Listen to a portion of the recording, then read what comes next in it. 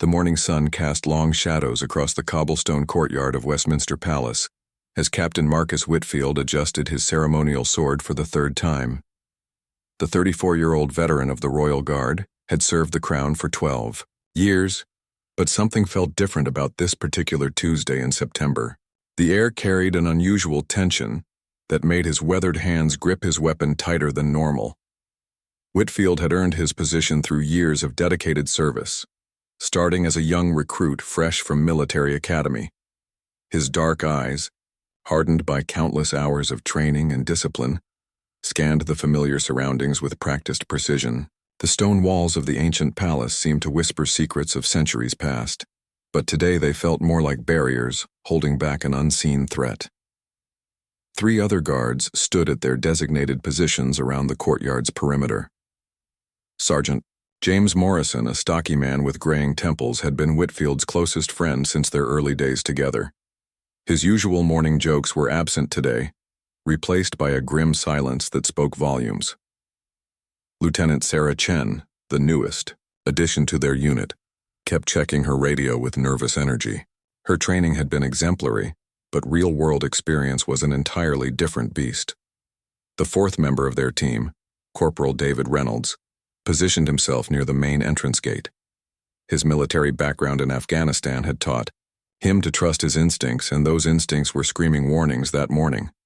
The 29-year-old had survived 3 tours of duty overseas, only to find himself facing an unexpected danger on home soil.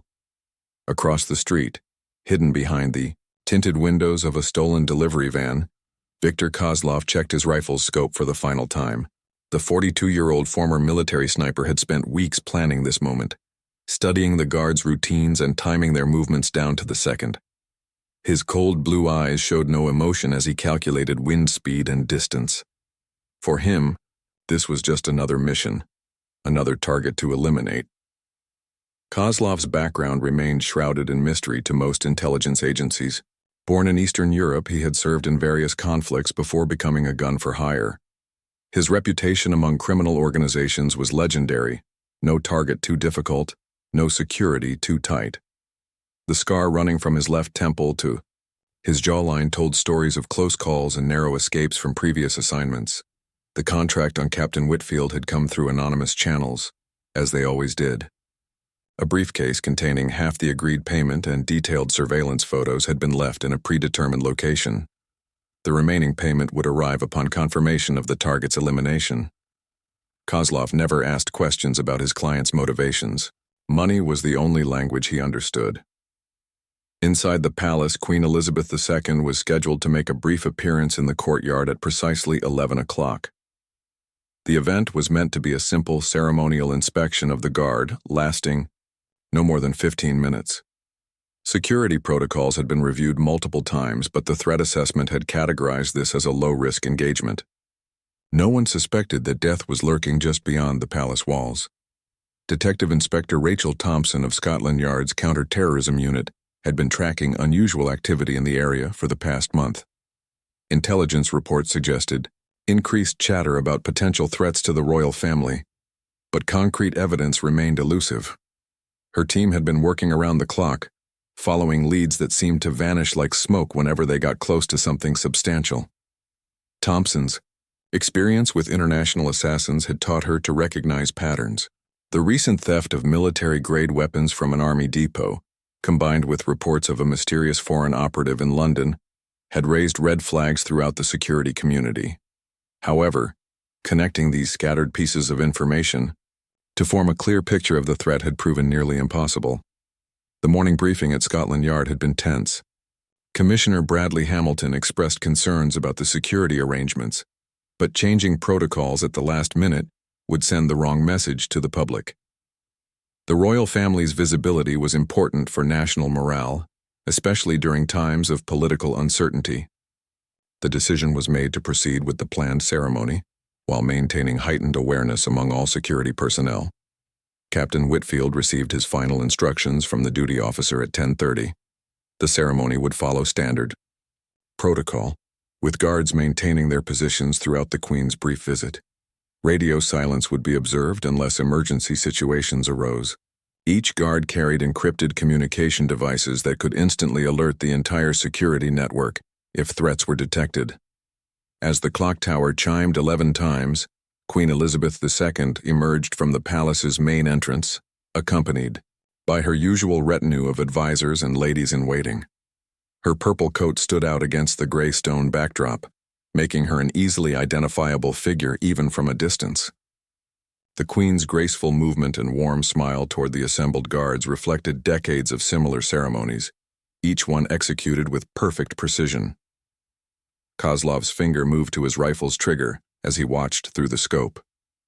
The target was clearly visible, standing at attention with military bearing. The distance was manageable, the wind conditions acceptable. Years of training and experience had prepared him for this moment.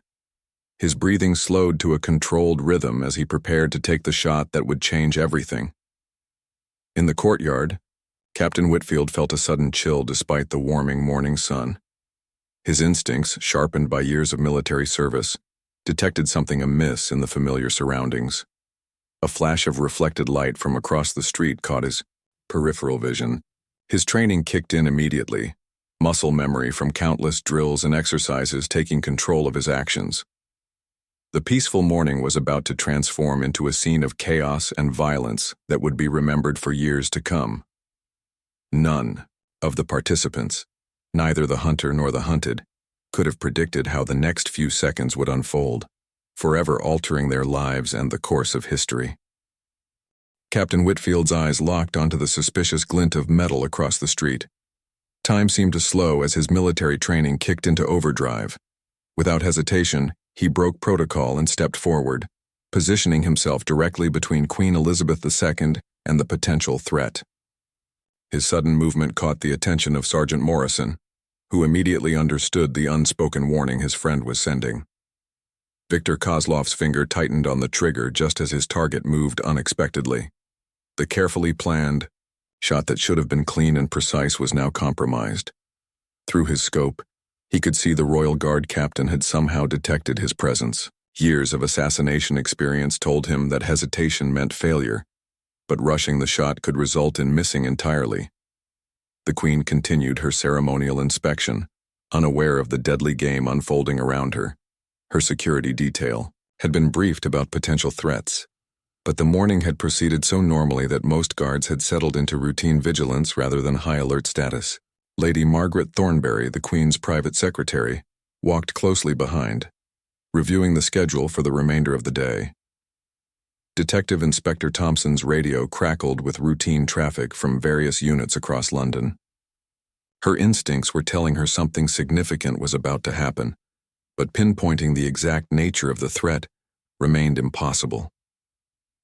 3 unmarked surveillance vehicles were positioned around Westminster Palace, each containing experienced officers trained in rapid response tactics. Kozlov made his decision. The mission parameters had changed, but abandoning the contract was not an option. His reputation depended on completing assignments regardless of unexpected complications. He adjusted his aim slightly, accounting for the guard captain's new position, and prepared to fire. The suppressor attached to his rifle would muffle the sound, giving him precious seconds to escape before security forces could triangulate his location. Corporal Reynolds near the main gate noticed Captain Whitfield's strange behavior and began moving toward the center of the courtyard. His combat experience in Afghanistan had taught him to trust his fellow soldiers' instincts completely. If Whitfield sensed danger, then danger was certainly present. Reynolds's hand moved instinctively toward his sidearm while his eyes scanned the surrounding buildings for signs of threat. The stolen delivery van provided perfect cover for Kozlov's operation. He had chosen the location after weeks of surveillance, noting the optimal sightlines and escape routes. The vehicle's legitimate appearance had allowed him to park without attracting attention from local police or security patrols. Inside the van's specialized equipment monitored radio frequencies used by law enforcement agencies. Lieutenant Chen received an urgent message through her encrypted communication device. Intelligence reports suggested possible sniper activity in the Westminster area, but the information was too vague to act upon definitively. Her training instructed her to maintain position unless direct threats were confirmed, but the tension in Captain Whitfield's posture suggested imminent danger. Queen Elizabeth II paused to speak with Captain Whitfield, as was her custom during these ceremonial inspections.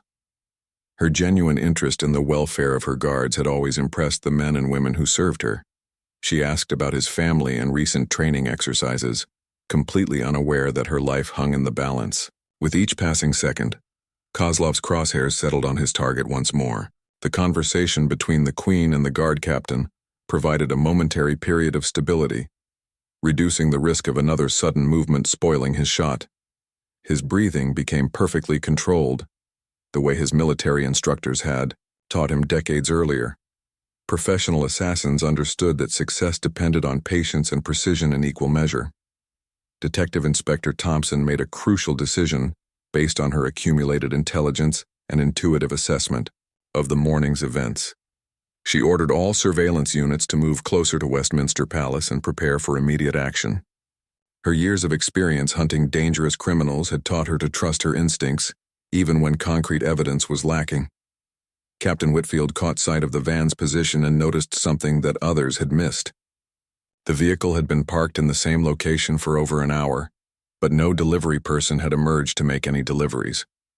More importantly, the van's rear windows were slightly tinted, making it impossible to see inside.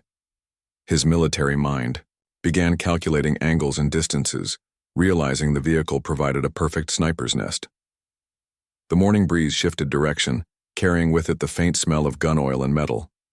Sergeant Morrison's keen senses picked up the unusual odor, confirming his suspicions that weapons were nearby.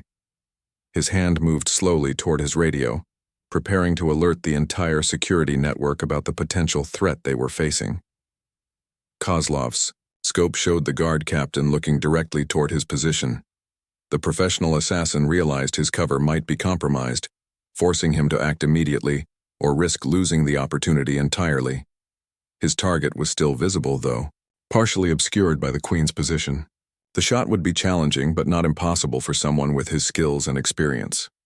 Lieutenant Chen noticed unusual activity from several pigeons that had been resting peacefully on nearby building ledges. The birds suddenly took flight, in apparent alarm, suggesting that something had disturbed them from across the street. Her wildlife observation training during military service had taught her that animals often detected threats before humans could identify them. Queen Elizabeth II thanked Captain Whitfield for his service and prepared to continue her inspection of the other guards. Her movement would create the perfect opportunity for Kozlov to take his shot, as the guard captain would no longer be positioned between the assassin and his intended target. The next few seconds would determine whether the carefully planned assassination would succeed or fail.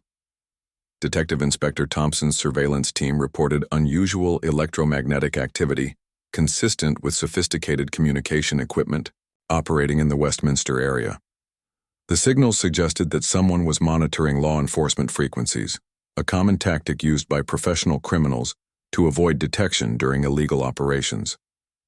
Corporal Reynolds noticed Captain Whitfield's eyes focused intently on something across the street. Following his friend's gaze, Reynolds spotted the suspicious delivery van that had been parked in the same location for an unusually long time. His combat experience immediately recognized the tactical advantage such a position would provide for hostile forces. The tension in the courtyard had become palpable, though most people present remained unaware of the deadly drama unfolding around them. Professional training and years of experience were about to collide with criminal intent and sophisticated planning. The outcome would depend entirely on split-second decisions and the courage of individuals willing to risk their lives for duty and honor. Captain Whitfield made the split-second decision that would define his entire career. Without breaking protocol audibly, he stepped closer to Queen Elizabeth II and spoke in the calm, measured tone that years of training had ingrained in him. "Your Majesty, we need to move toward the palace entrance immediately," he said, his voice steady despite the adrenaline coursing through his veins. The Queen, experienced in matters of security after decades of public service, recognized the urgency in her guard captain's voice. She had survived multiple threats throughout her reign and understood that when her security personnel issued such instructions, immediate compliance was essential. Without question or hesitation, she began moving toward the relative safety of the palace's reinforced entrance. Viktor Kozlov watched through his scope as his carefully planned assassination began to unravel. The target was moving away from his optimal shooting position, and other guards were beginning to show signs of heightened awareness. His professional instincts told him to abort the mission and escape while escape routes remained viable. But the substantial payment waiting for him upon completion made abandonment difficult to accept. Detective Inspector Thompson received confirmation from her surveillance team that suspicious electromagnetic signatures were emanating from the delivery van. The vehicle had been under loose observation for the past 20 minutes, but the connection between its presence and potential threats to the royal family had only become apparent in the last few moments. She immediately ordered her response teams to begin moving toward Westminster Palace. Sergeant Morrison activated his encrypted radio and transmitted a coded message to the Palace Security Center. Possible hostile presence detected. Recommend immediate lockdown protocols, he said, using terminology that would alert all security personnel without causing panic among civilians who might overhear the transmission. His message triggered automatic responses throughout the Royal Protection Network.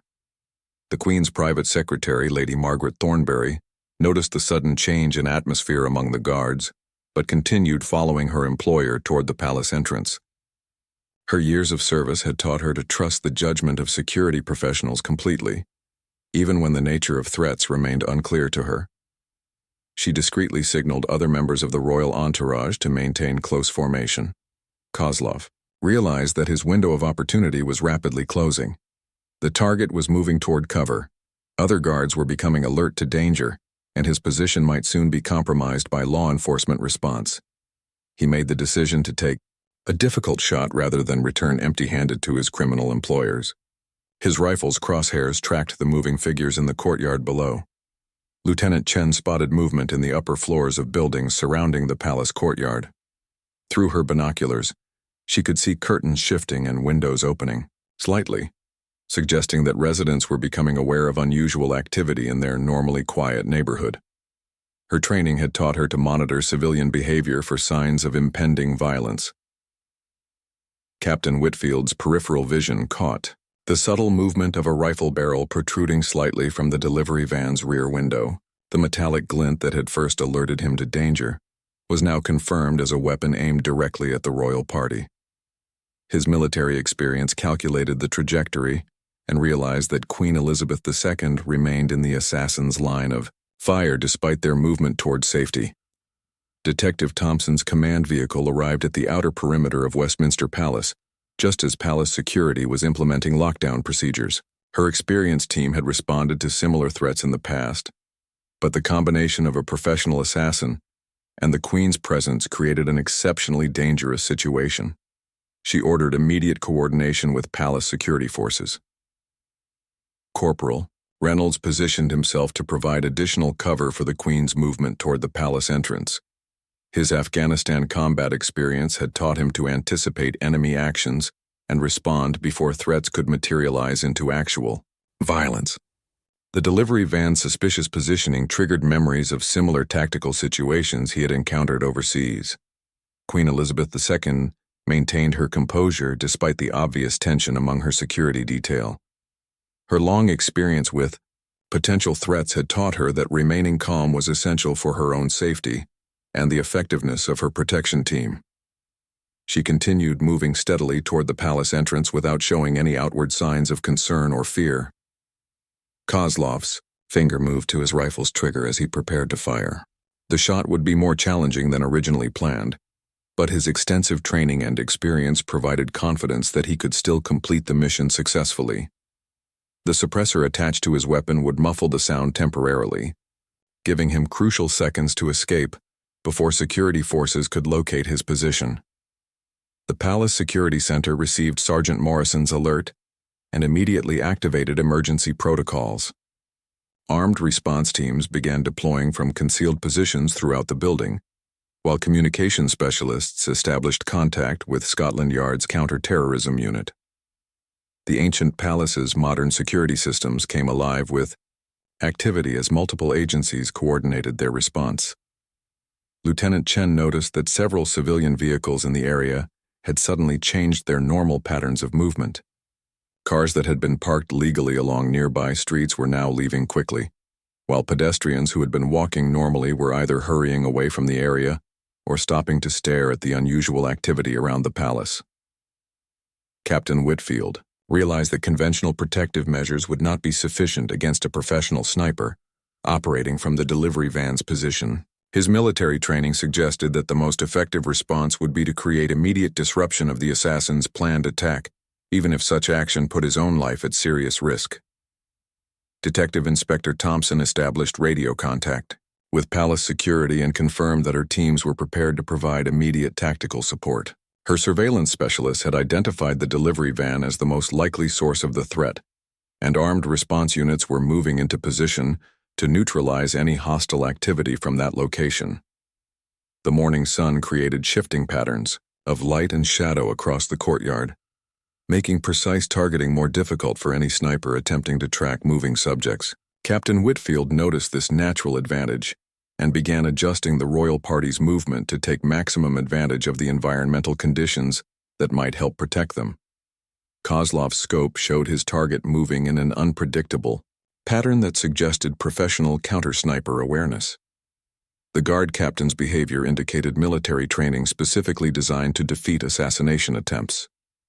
The professional assassin realized he was facing a more challenging opponent than his employers had indicated. Queen Elizabeth II reached the relative safety of the palace's reinforced entrance area, but Captain Whitfield's instincts told him the danger had not passed. His military experience suggested that professional assassins often had backup plans when their primary approaches were disrupted. The next few moments would be critical for determining whether the threat had been successfully neutralized. Viktor Kozlov made the fatal decision that would transform a calculated assassination attempt into a desperate firefight. Rather than retreating when his primary plan failed, he decided to take the shot, despite the compromised positioning and increased security awareness. His rifle's suppressor muffled the sound as the bullet cut through the morning air, aimed at the figure he believed to be Captain Whitfield. The shot struck the stone wall just inches from where Queen Elizabeth II had been standing moments before. Captain Whitfield's quick thinking and protective positioning had saved the monarch's life, but the sniper's bullet ricocheting off ancient stones sent fragments of debris in multiple directions. The sharp crack of metal against stone echoed across the courtyard, instantly alerting everyone present that they were under attack. Captain Whitfield's training took over completely as he tackled Queen Elizabeth II to the ground, shielding her body with his own while shouting commands to his team. "Sniper, take cover, protect the Queen." His voice cut through the morning air with military precision, triggering immediate responses from every guard in the courtyard. Years of drills and emergency preparations were put into practice within seconds. Sergeant Morrison drew his sidearm and began moving toward the delivery van while maintaining cover behind stone pillars and architectural features.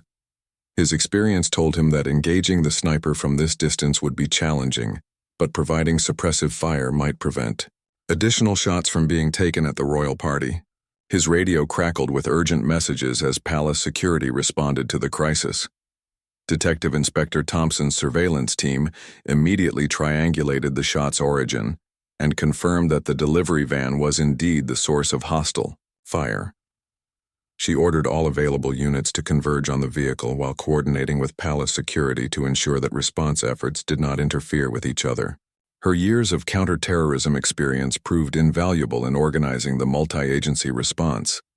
Kozlov realized his position was compromised and that law enforcement response would arrive within minutes. He abandoned his sniper rifle and retrieved a shorter automatic weapon that would be more effective for close-quarters combat during his escape attempt. The assassination had failed, but survival remained possible if he could fight his way out of the increasingly dangerous situation. Lieutenant Chen helped establish a protective perimeter around Queen Elizabeth II, while palace security teams poured out of the building to provide additional coverage. Her communication device buzzed with constant updates from the security center, as the ancient palace transformed into a fortress designed to protect its most important resident. Armed guards took positions at every entrance and window. Queen Elizabeth Tu remained remarkably calm despite the violence erupting around her. Her decades of experience with security threats had taught her to follow her protection team's instructions without question or hesitation. She allowed Captain Whitfield to guide her toward the most secure area of the palace, while trusting that her guards would handle the immediate danger. Corporal Reynolds flanked around the courtyard's perimeter, attempting to approach the delivery van from an angle that would not be anticipated by the sniper inside. His combat experience in Afghanistan had taught him urban warfare tactics that were now proving valuable on the streets of London. Moving from cover to cover, he advanced steadily toward the hostile position. Kozlov kicked open the delivery van's rear doors and emerged with his automatic weapon ready for combat. His tactical gear and professional equipment made him look more like a soldier than a criminal, reflecting his military background and extensive training. The morning sun glinted off his weapon as he scanned the area for immediate threats and escape routes.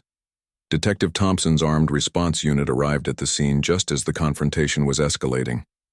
Her team consisted of experienced officers, trained specifically for high-stakes situations involving armed criminals and potential terrorists.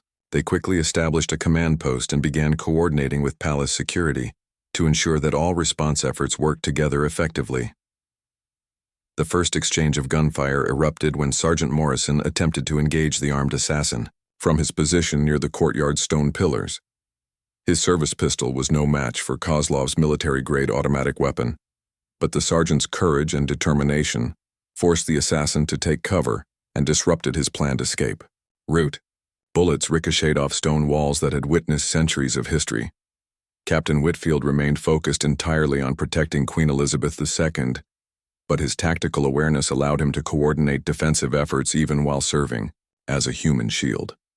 His radio communications directed other guards to optimal positions while providing intelligence about the assassin's location and apparent capabilities. Professional calm under extreme pressure distinguished him as a true leader. Kozlov's escape plan had accounted for law enforcement response, but the speed and coordination of the multi-agency effort exceeded his expectations. Armed police officers were approaching from multiple directions while palace guards maintained defensive positions around their primary objective. His military training suggested that fighting through such opposition would require significant casualties on both sides. Lieutenant Chen established communication with Detective Thompson's command post, sharing intelligence about the courtyard's layout and potential tactical advantages. Her knowledge of the palace grounds proved valuable for officers who were unfamiliar with the historical building's unique architectural features and security systems. Coordination between agencies improved rapidly as information flowed freely. The Queen's private secretary and other members of the royal entourage were evacuated to the palace's most secure areas, while the armed confrontation continued outside. Lady Margaret Thornberry's years of emergency preparedness training ensured that protocols were followed precisely, even under the stress of active combat occurring just outside the building. Corporal Reynolds reached a position that allowed him to observe the delivery van directly. Through his military-issued binoculars, he could see the armed assassin taking cover behind the vehicle while preparing for what appeared to be a final desperate attempt to fight his way out of the encirclement. The corporal's radio crackled as he reported his observations to the command structure. Detective Thompson realized that the situation was developing into a prolonged firefight in a densely populated urban area. Her responsibility extended beyond apprehending the assassin to protecting civilian lives and property throughout the Westminster district. She ordered additional units to establish evacuation zones while maintaining tactical pressure on the hostile individual. Kozlov assessed his tactical situation and concluded that surrender was not a viable option. His criminal employers had made it clear that failure would result in severe consequences, while his extensive list of previous crimes guaranteed that capture by law enforcement would mean life imprisonment. He prepared for a final confrontation that would determine whether he escaped or died in the attempt. The ancient stones of Westminster Palace absorbed the impact of bullets and fragments as modern warfare erupted in surroundings that had witnessed centuries of British history. The contrast between historical architecture and contemporary violence created a surreal atmosphere as professional soldiers and police officers engaged in deadly combat to protect their sovereign and maintain the rule of law. The courtyard erupted into chaos as Viktor Kozlov opened fire with his automatic weapon, sending a spray of bullets across the ancient stones where moments before Queen Elizabeth II had been conducting her peaceful ceremonial inspection. Captain Whitfield pressed himself closer to the ground, using his body as a shield while palace security forces responded with coordinated defensive fire from multiple positions around the perimeter. Detective Inspector Thompson's tactical team moved with practiced precision, establishing fields of fire that would contain the assassin while minimizing risk to innocent civilians in the surrounding area. Her officers had trained extensively for exactly this type of situation, where a determined criminal with military-grade weapons posed an immediate threat to both high-value targets and the general public. Sergeant Morrison advanced steadily from pillar to pillar, using the courtyard's architectural features for cover while closing the distance to the hostile position. His years of experience had taught him that passive defense would not be sufficient against a professional assassin equipped with superior firepower. Aggressive tactics were necessary to prevent Kozlov from regaining the initiative. Kozlov's tactical situation deteriorated rapidly as armed police officers approached from multiple directions, while palace guards maintained suppressive fire from their defensive positions. His military training had prepared him for combat against conventional forces, but the multi-agency coordination and rapid response exceeded his planning assumptions. Escape routes that had seemed viable minutes earlier were now blocked by armed professionals.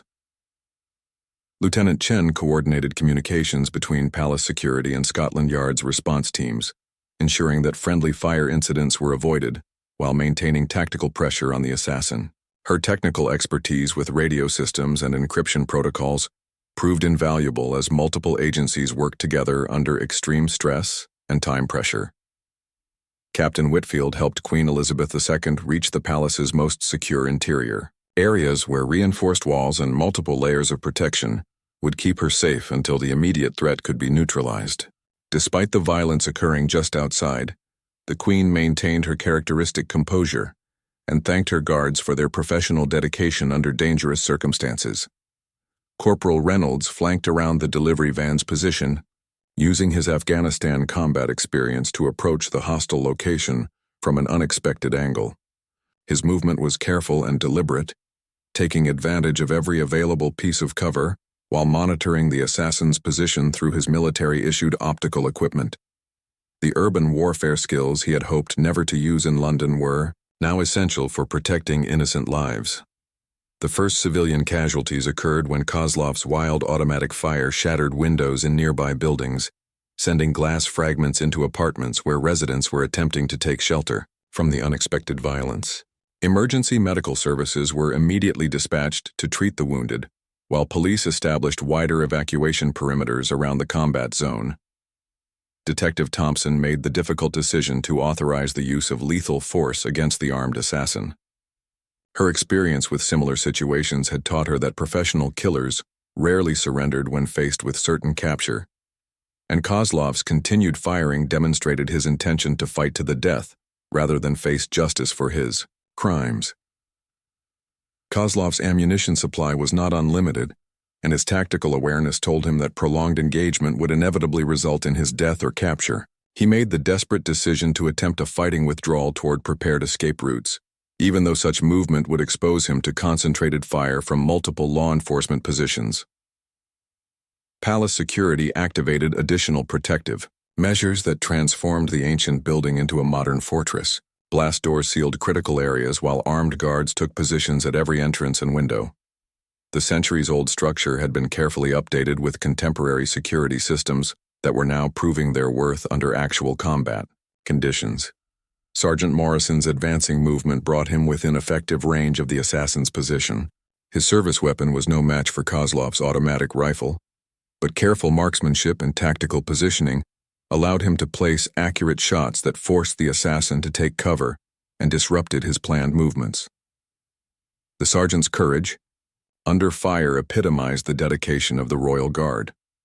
Lieutenant Chen received word that specialized tactical units were en route to provide additional support, including counter-sniper teams and explosive ordnance disposal experts. Her coordination efforts ensured that incoming resources would be integrated effectively into the ongoing response without creating confusion or reducing operational effectiveness. Corporal Reynolds reached an optimal firing position that allowed him to observe the delivery van directly. Through his scope, he could see Kozlov preparing what appeared to be some type of explosive device, suggesting that the assassin intended to create additional chaos during his escape attempt. The corporal immediately reported this intelligence to his commanding officers. Detective Thompson's command post received reports that the assassin might have access to explosive materials in addition to his firearms. This information changed the tactical calculation significantly, as explosives could threaten not only immediate responders, but also historic buildings and civilian areas throughout the Westminster district. Additional specialized units were requested immediately. The media had begun arriving at the scene, drawn by reports of gunfire near Westminster Palace. Detective Thompson ordered the establishment of press exclusion zones while ensuring that journalists and camera crews did not interfere with ongoing tactical operations. Managing public information during active incidents required careful balance between transparency and operational security. Queen Elizabeth II was briefed on the situation's progress from her secure location within the palace. Her decades of experience with security matters allowed her to understand the tactical complexities facing her protection teams, and she expressed confidence in their ability to resolve the crisis successfully while minimizing harm to innocent people. Kozlov realized that his explosive device represented his final opportunity to create enough confusion and destruction to facilitate an escape. The device was powerful enough to collapse sections of surrounding buildings while creating smoke and debris that would obscure visibility for pursuing officers. However, activating the explosive would also endanger civilian lives throughout the area.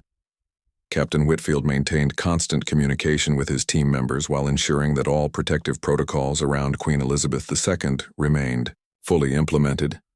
His leadership during the crisis demonstrated the high standards and professional competence that had earned him command of the Royal Guard unit.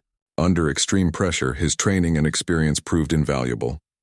The ancient courtyard of Westminster Palace bore witness to a deadly confrontation between law enforcement professionals and a determined criminal willing to kill innocent people to accomplish his mission. The contrast between the historical setting and contemporary violence highlighted the ongoing struggle between those who sought to protect democratic institutions and those who would destroy them for personal gain. As the firefight intensified, it became clear that the situation would be resolved only through the complete defeat of the armed assassin.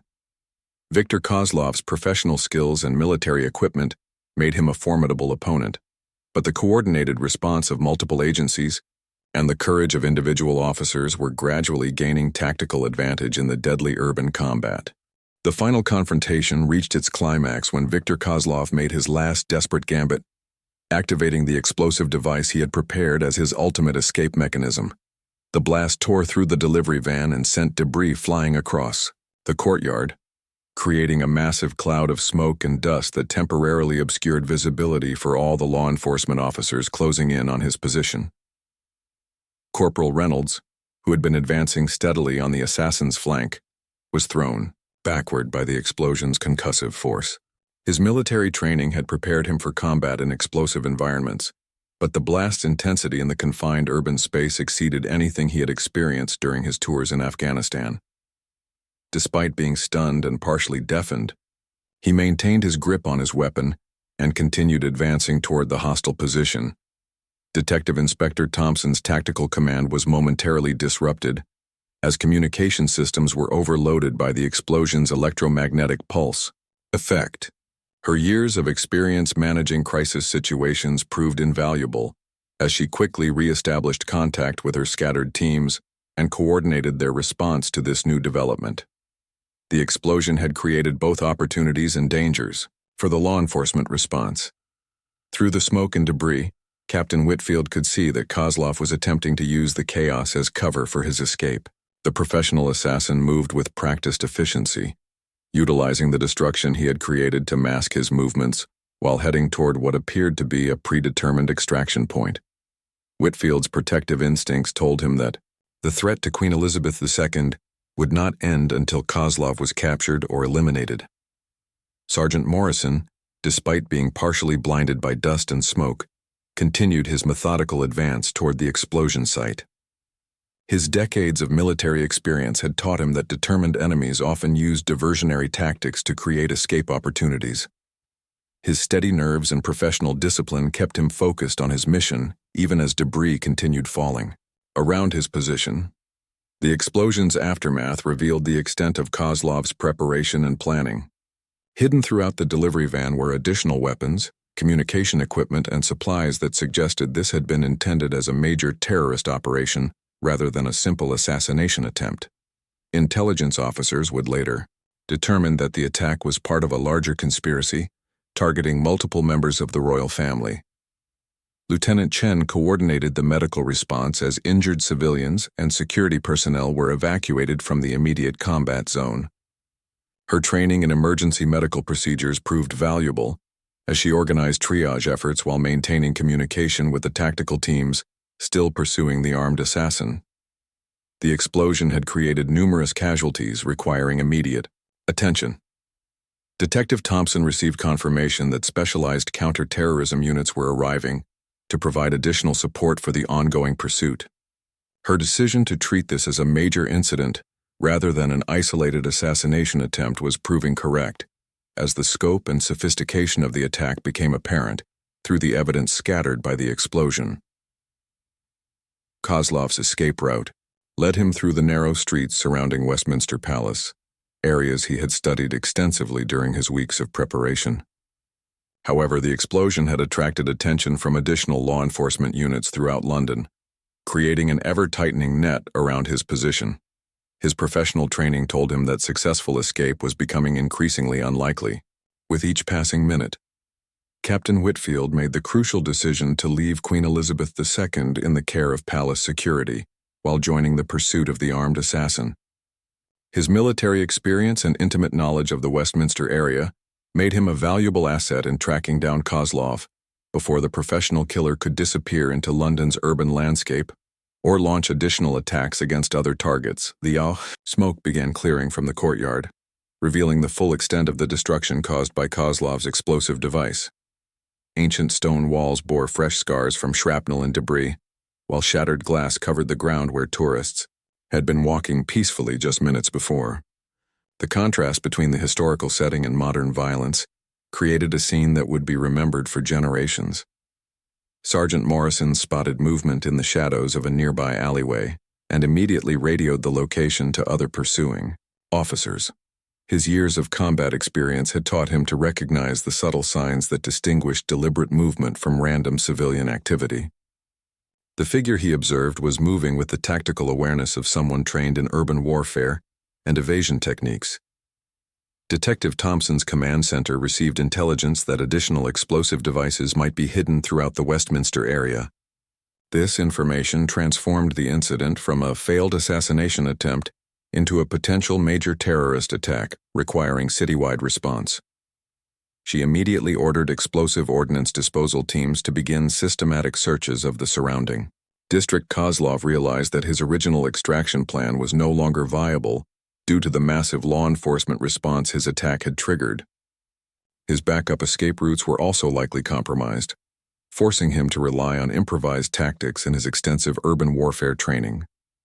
The professional assassin understood that his survival now depended entirely on his ability to outthink and outmaneuver dozens of pursuing officers.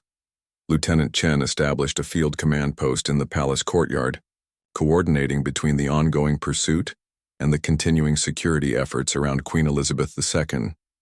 Her technical expertise with communication systems ensured that all agencies involved in the response maintained constant contact and shared intelligence in real time, maximizing their collective effectiveness.